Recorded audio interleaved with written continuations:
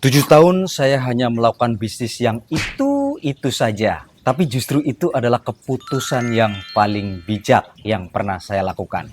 Ya, dari tahun 2008 hingga tahun 2015. 7 tahun, saya hanya fokus pada satu bidang usaha, yaitu Type Approval Certification atau sertifikasi alat perangkat telekomunikasi. Sertifikasi produk yang memiliki fitur radio frekuensi, Bluetooth, wireless, NFC, dan teman-temannya. Orang bilang mungkin ini lambat, tapi justru saya berpendapat itu adalah fondasi.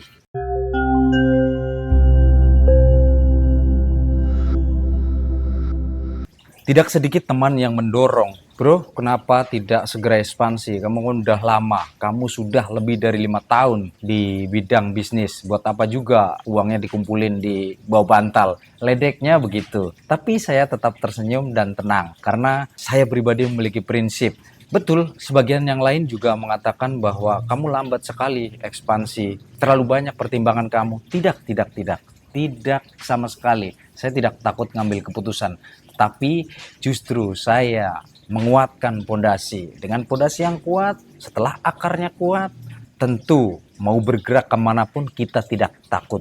Bukankah kita sering mendengar pepatah bahwa semakin tinggi pohon itu, semakin goncangannya kenceng. Ketika akarnya nggak kuat, dengan goncangan mudah sekali kita ditumbangkan. Bisnis hari ini lahir begitu cepat, begitu masif, banyaknya fasilitas, ruang informasi yang terbuka, orang mudah melihat, menganalisa, kemudian menelurkan bisnis. Begitu terus, ini yang terjadi. Maka saya berprinsip kuatkan fokus salah satu bidang bisnis yang terbukti mampu menahan berbagai problem, mampu memberikan pelayanan terbaik sampai kepada tahap di mana kita meyakini bahwa fase inilah fase yang paling tepat untuk melakukan ekspansi.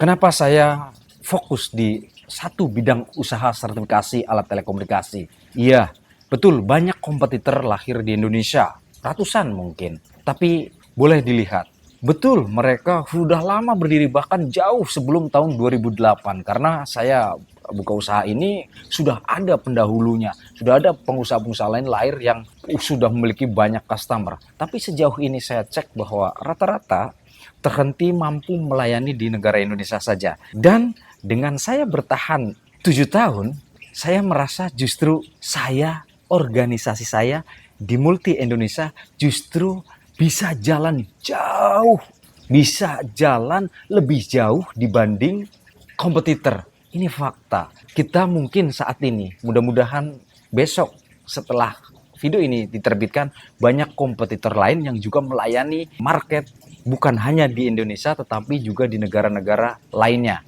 Ini bukti bahwa dengan fokus satu bidang, kuasai sepenuhnya, tahu persis siapa customernya, siapa marketnya, bagaimana kemauan customer, bagaimana market menginginkan layanan dari kita, maka faktanya di Multi mampu melebarkan, mampu bergerak lebih jauh dibanding yang lain. Yang lain berlari cepat, tapi setelahnya mudah sekali tersungkur. Itu alasan kuat mengapa saya bertahan terkesan lambat. 7 tahun stay begitu, mungkin mendekati 8 tahun. Tapi goalnya saya bergerak lebih jauh. 7 tahun bukan waktu yang sebentar untuk saya bisa membangun bukan hanya tentang organisasi, tapi saya membuat sebuah budaya, menciptakan budaya agar siapapun yang terlibat di dalamnya sesuai dengan karakter yang kita bentuk, sehingga sinergi, sehingga mereka mampu bekerja sama. Banyak leader tercipta dari ruang kecil di Multi. Maka 7 tahun adalah waktu yang dirasa oleh saya cukup untuk kemudian ekspansi. Tahun 2025 adalah momen yang sangat kuat yang memvalidasi bahwa kita ditangkap, kita diterima, pelayanan kita sangat dibutuhkan oleh negara-negara lain. Ini bukan sedang cerita pamer apapun tentang pencapaian, tapi Bapak Ibu yang sedang berencana membangun bisnis, Bapak Ibu yang sedang mempersiapkan pensiun kelak, maka jangan terlalu serakah, jangan greedy, fokus pada satu bidang, kuat kuatkan pondasinya, maksimalkan produk dan layannya, baru berpikir bagaimana ekspansi. Boleh dicek di internet dimanapun atau tanya ke AI sekalian. Banyak sekali fenomena brand yang baru lahir tiba-tiba 10 provinsi, 20 provinsi, 30 provinsi membuat cabang. Memang membuat cabang gampang, 15 juta kita bisa bikin perusahaan. Tapi yang jadi permasalahannya bukan berapa banyak jumlah cabang, tetapi bagaimana kita bisa menjaga keseimbangan, bisa menjaga dinamika dalam bisnis, termasuk orang-orang yang bekerja di dalamnya. Buat apa besar-besar faktanya kita menggaji karyawan jauh di bawah upah minimum provinsi? Bukankah itu serakah? Itu alasan saya kenapa saya cerita membuat video. Janganlah tergesa-gesa mengambil keputusan tentang hal-hal yang sifatnya ingin cepat terlihat keren. Bisnis ini bukan semata-mata agar bisa dilihat orang lain, bisa dilihat saudara kita, kerabat kita, agar terlihat keren. Bukan sama sekali. Bila perlu bisnis terlihat tidak bergerak tidak masalah. Tetapi yang tahu cash flow, tetapi yang tahu margin adalah kita sebagai pelaku. Ini hal penting karena tidak sedikit pengusaha pemula, pelaku bisnis di awal ingin terlihat wah di depan padahal sejatinya keropos. Faktanya ini tidak bisa dibantah betapa banyak ruko, kios, rukan yang awalnya berdiri megah, renovasi mewah, kemudian 1 tahun berikutnya tidak ada penghuninya. Ini menandakan bahwa tidak semua pengusaha itu memiliki karakter yang tidak perlu terlihat mewah. Rata-rata karakter yang berangkat awalnya dari karirnya bagus, dia akan meniru entity, meniru perusahaan di mana dia bekerja. Dia coba terapkan ilmu-ilmu itu di perusahaan barunya, ya hancur. Dia coba langsung sewa ruko. Dengan menyewa ruko adalah keputusan yang paling bodoh. Karena di awal sudah mengalami kerugian untuk beban biaya sewa ruko.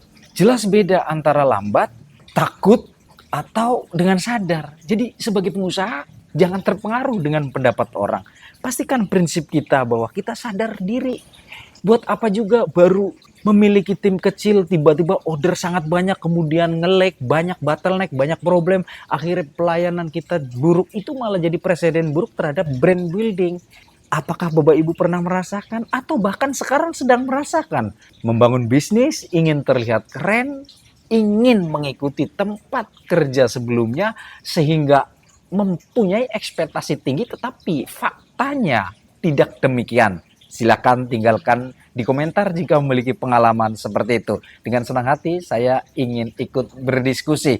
Ikuti terus video saya tentang persiapan pensiun dan kisah-kisah menarik yang belum pernah diceritakan dimanapun. See you the next video.